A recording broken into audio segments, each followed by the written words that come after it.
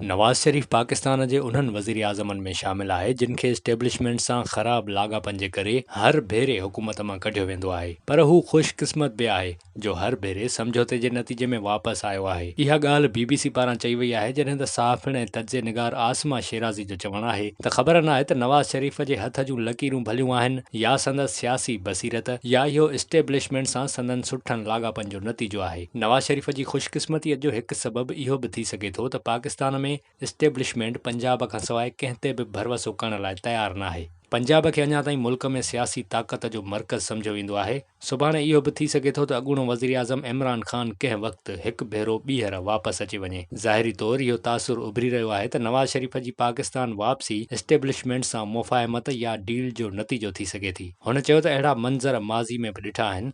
ईअं थी रहियो आहे जीअं साल 2018 खां अॻु इमरान ख़ान जी हिमायत कई वई ऐं नवाज़ शरीफ़ खे रस्ते तां हटायो वियो हो। हाणे नवाज़ शरीफ़ खे बि इहो ई इख़्तियार ॾिनो पियो वञे, संदसि वापसीअ लाइ रस्तो हमवार कयो पियो वञे। तज्ज़े निगार मुजीबुर रहमान शामी जो ख़्यालु आहे त नवाज़ शरीफ़ जी वतन वापसीअ जो हिकु सबबु इहो बि हो त हुन आवाम सां तालुक़ु न टोड़ियो। तज्ज़े निगार सलमान गनी चयो त हिन मुल्क में 70 सालनि खां इस्टेब्लिशमेंट हिकु सियासी हक़ीक़त आहे। नवाज़ शरीफ़ जेल बि वियो पर हुन कॾहिं बि इस्टेब्लिशमेंट सां लाॻापा मुकमल तौर ते न टोड़िया। नवाज़ शरीफ़ जे भाउ शहबाज शरीफ़ जा हमेशा मुस्लिम लीग नून में इस्टेब्लिशमेंट सां सुठा लाॻापा रहिया आहिनि। नवाज़ शरीफ़ खे वापसि आणण जो हिकु वॾो सबबु इहो बि थी सघे थो त इस्टेब्लिशमेंट खे इन ख़तरे खे मुंहुं ॾियण लाइ मक़बूल क़यादत जी ज़रूरत आहे। हुन चयो त इमरान ख़ान जी मक़बूलियत ख़तमु करण लाइ अहिड़ी क़यादत जी ज़रूरत आहे जेका पंजाब में मक़बूल हुजे। इस्टेब्लिशमेंट जे ख़्याल में नवाज़ शरीफ़ वापसि अची इमरान ख़ान जी मक़बूलियत खे मुतासिर कंदो, जंहिंजो फ़ाइदो ईंदड़ चूंडुनि में वरितो वेंदो।